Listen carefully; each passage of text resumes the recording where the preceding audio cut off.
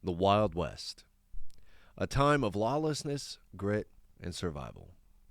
A place where the line between right and wrong was blurred, where outlaws made their own rules and the men tasked with bringing them to justice were often just as ruthless. In this video, we're diving into the truth behind the legends, stories of gunslingers, train robbers, bounty hunters, and the fearless lawmen who hunted them down. Forget the Hollywood glamour. This is the real Wild West. We've got the myth versus the reality. When most people think of the Wild West, they picture saloon shootouts, dusty duels at high noon, and fearless cowboys fighting off bandits. But the truth? It's a little more complicated. Yes, the West was wild, but not constantly. Many frontier towns were relatively peaceful. Law existed, so did schools, churches, and families trying to build stable lives. But in the lawless pockets, remote mining camps, cattle trails, new railroad towns, violence did erupt. And when it did, it was fast, brutal, and often deadly. That's where the stories of outlaws and lawmen were born. Let's start with the outlaws, men who rejected the rules of society and often became legends in the process, like Billy the Kid, Jesse James, Butch Cassidy and the Sundance Kid, the Dalton Gang, and John Weasley Hardin. Billy the Kid, born Henry McCarthy, he became one of the most famous outlaws of the era. Rumor says he killed about 21 men, one for every year of his life. But historians agree it was likely closer to 4.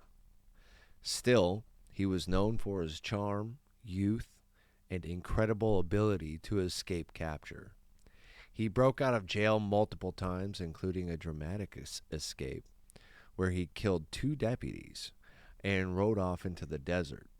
His death at the hands of Sheriff Pat Garrett in 1881 remains one of the most debated killings in frontier history. And honestly, Billy the Kid's pretty wild. Jesse James, originally a Confederate guerrilla, Jesse James transitioned into the life of crime after the Civil War, alongside his brother Frank. He led the James Younger Gang, responsible for dozens of train and bank robberies. Jesse was a complex figure, seen by some as a Southern Robin Hood, but in reality, he was a ruthless outlaw who used political chaos to his advantage. His betrayal and murder by Bob Ford, a gang member seeking fame and reward money, marked the end of his reign and the beginning of his legend. Butch Cassidy and the Sundance Kid, both charismatic and intelligent, these 2 outlaws led the Wild Bunch, a gang that pulled off a string of highly successful train and bank robberies. Butch was the brains, Sundance the sharpshooter.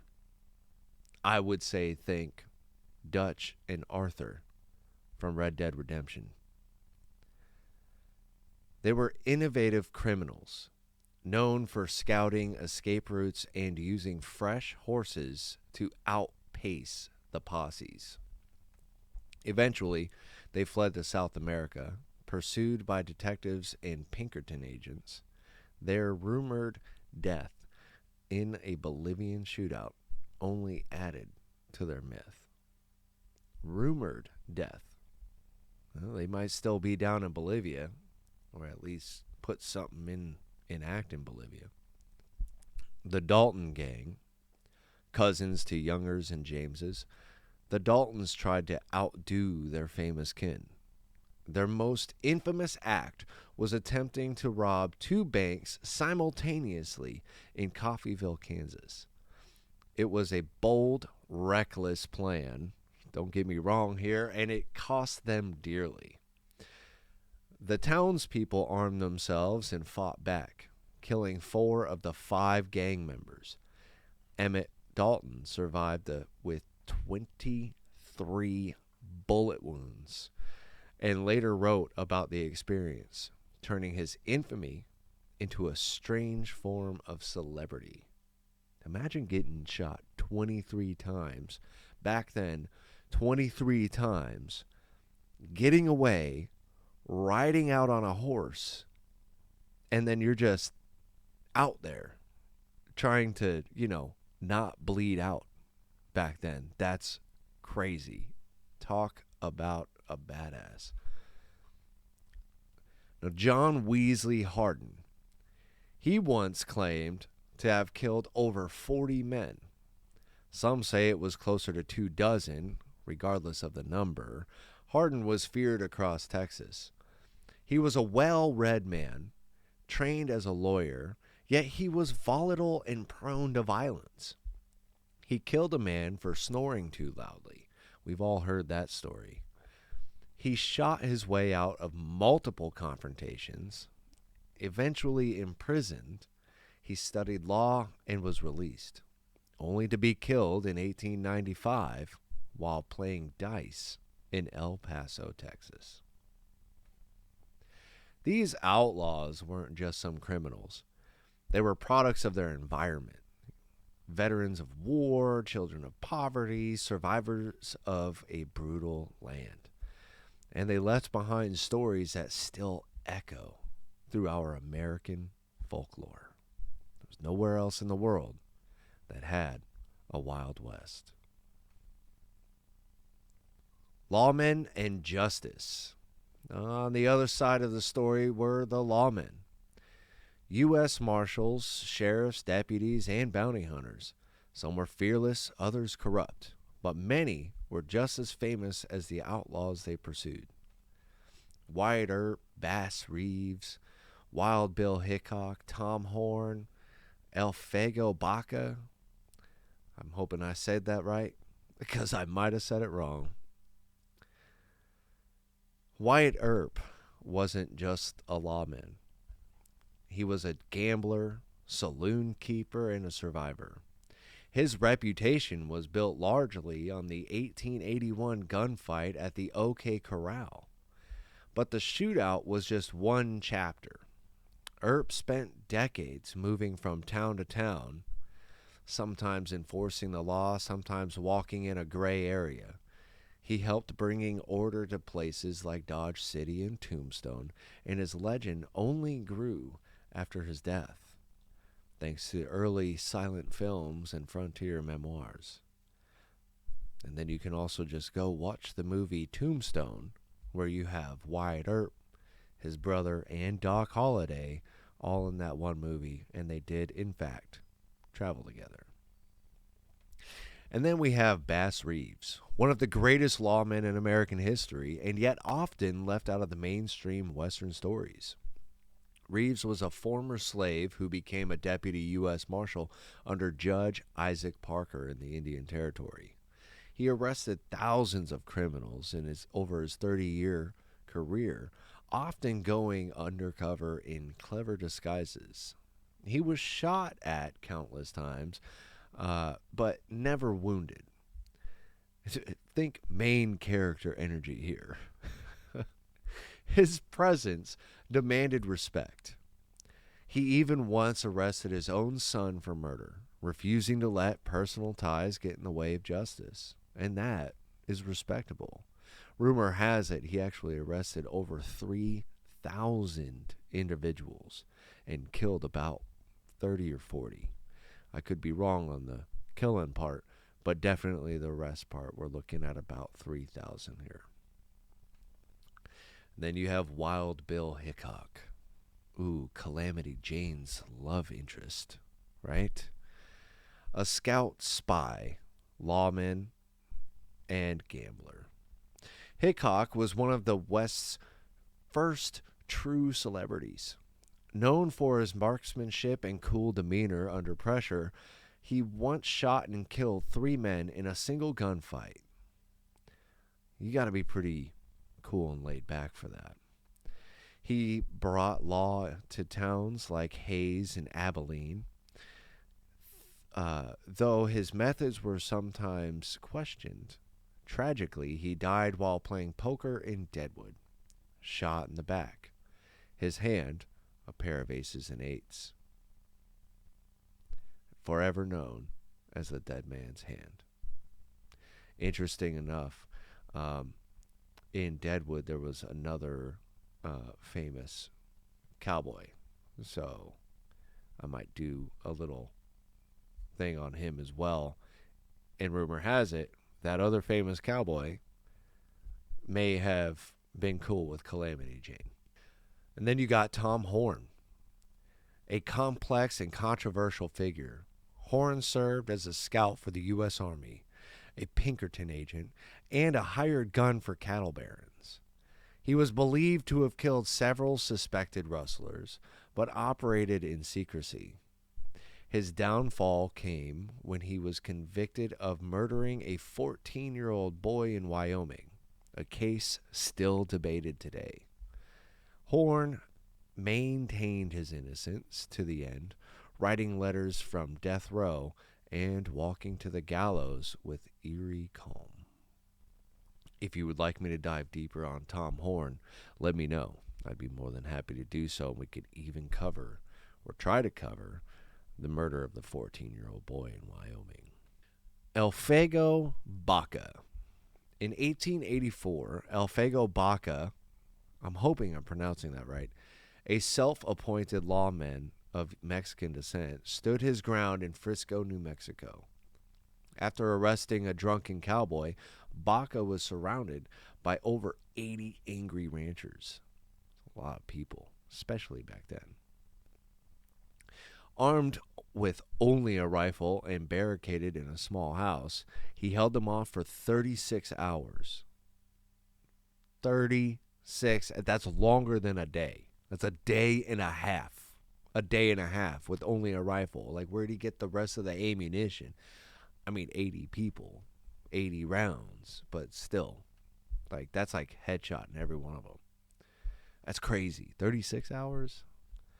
He emerged alive, untouched, and quickly became a regional legend. Baca later became a lawyer, politician, and a symbol of pride in the Southwest. These lawmen were far from perfect. Some blurred the line between justice and vengeance. But in an untamed land where survival often depended on reputation and resolve, they earned their names the hard way. The chase, the shootouts, the showdowns. If there was one thing that defines the legend of the Wild West, it's the gunfights and chases. The moments when tension erupted into violence, often with no warning and no rules. Shootouts weren't daily events, but when they happened, they left a mark on history and sometimes changed the fate of entire towns. Let's go ahead and talk about the gunfight at the OK Corral. You know, the one from the movie Tombstone with Doc Holliday, Wyatt Earp, and his brother. Go watch the movie. It's good. One of the most famous showdowns in American history. This clash happened in Tombstone, Arizona in 1881. Hence the movie Tombstone's title. It wasn't some prearranged duel at high noon. It was messy, personal, and over in about 30 seconds. Wyatt Earp, his brothers Virgil and Morgan, and their ally Doc Holliday faced off against the Clanton and McClary brothers. 3 men were killed, and the ripple effect lasted for years. Hence, a movie about it. Now, the Coffeyville shootout in 1892, the Dalton gang attempted to rob 2 banks in Coffeyville. We talked about this earlier when we were going over the Dalton gang. Townspeople recognized them and armed themselves. What followed was a fierce, chaotic shootout. 4 gang members and 4 townspeople died. Only Emmett Dalton survived, with 23 bullet wounds, which I said previously when we were talking about the Dalton gang. That was pretty insane. Still, like thinking about it now, it's like still 23? Dude.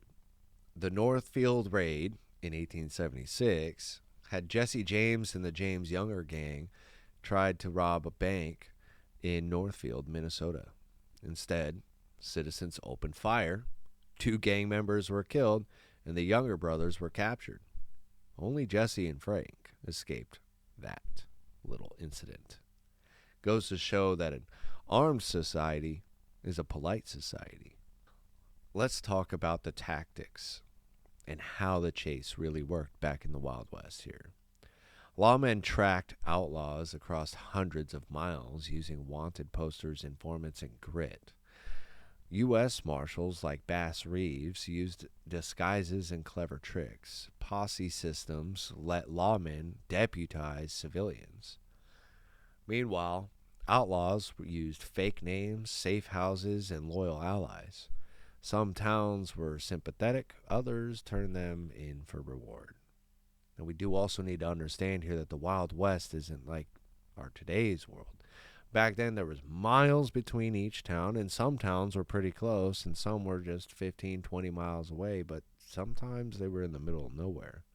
So we have to realize that just being here trying to track somebody down, you don't have phones, you like letters aren't getting to you unless you tell somebody, I'm going to this town, so mail it to that town. Like, it's crazy. There's no communication. There's no research. You have to do it by wanted poster, name, likeness, and try to find this person hopping town to town. Imagine that life on horseback. No, thank you. Shootout style. The reality of it is, duels at high noon, rare. Most shootouts were sudden, chaotic, and brutal. The Colt single-action Army revolver, nicknamed the Peacemaker, was fast but not accurate. Many died in ambushes or bar fights that escalated without warning. Why these shootouts mattered? Well, these weren't just gunfights. They were symbolic. The battle between chaos and order, between old ways and civilization, they made legends and ended many of them too. The end of an era. The Wild West couldn't last forever. Fortunately and unfortunately. By the late 1800s and early 1900s, railroads, telegraphs, and barbed wire tamed the frontier. Territories became states. Towns grew up. Law became more structured. The age of horseback chases and frontier justice gave way to bureaucracy and city law. Outlaws either faded into obscurity or died violently. Lawmen retired or became part of the growing Western mythology. Back then, being an outlaw, dying violently, probably in a shootout or something like that, kind of got to respect it. They had a way of life. They wanted that way of life, and boy howdy, they'd go down shooting. The stories remained, but the era ended. The Wild West has never truly left us. It lives on in movies and books and the stories we tell. But the truth, it was a world full of contradictions. Lawmen who broke the law, outlaws who became icons, and a country finding its identity through the fire and conflict of survival. I do want to say thank you for watching. If you enjoyed this video, give it a like, hit subscribe, and tell us in the comments, who do you think was the most legendary figure of the Wild West, outlaw or lawman? And I might just do a dedicated video to them. Thank you for watching.